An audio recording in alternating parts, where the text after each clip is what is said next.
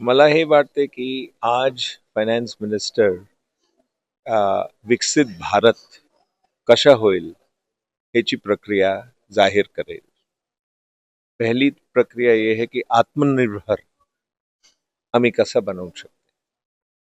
काय अशी ते जे इकॉनॉमिक इनिशिएटिव्ह है जे इम्प्लिमेंट करून इंडिया आत्मनिर्भर बनेगा. दूसरी ये है कि भारत अब ईयू के साथ अ, मोठ्या प्रकाराने एक अ, ठराव ठरावला आहे, ज्यामुळे आपला गुड्स जो आहे ते टॅरिफ कम टॅरिफला युरोपमध्ये जाईल आणि त्यांची जो गुड्स आहे ती इकडे येईल. ह्याचा फायदा आपल्या लोकांना लाही मोठे प्रमाणाला होईल. तीसरी जो है दैट इंडिया लीड करेगी, क्योंकि अब $4 ट्रिलियन इकॉनॉमी इंडिया झाली आहे. हे जो स्ट्रेंथ आहे त्याच्यामुळे इंडिया जगाला लीड करू शकते काही चीजामध्ये, जसे digital public infrastructure, digital public goods, हे सगळी जो इंडियाने अ, केळवलं आहे ते पुरी दुनियाला पाहिजे.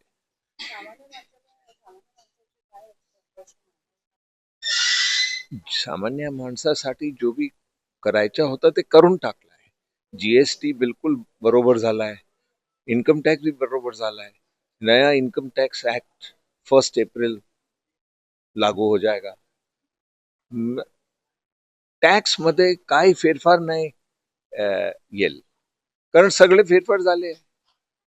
त्या फेरफारला घेऊन कसे ट्रस्ट वाढवेल, ट्रस्ट टैक्स पेयर और टैक्स गैदरर के बीच, वो सबसे बड़ा इस बजट में डिसइन्व्हेस्टमेंट, इन्व्हेस्टमेंट आणि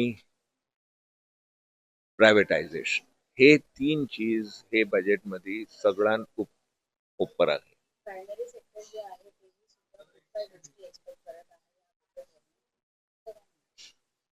प्रायमरी सेक्टरमध्ये ॲग्रिकल्चरला इन्व्हेस्टमेंट मिळेल, ॲग्रिकल्चरला सपोर्ट मिळेल, इंडस्ट्रीला सपोर्ट मिळेल, मॅन्युफॅक्चरिंगला सपोर्ट मिळेल.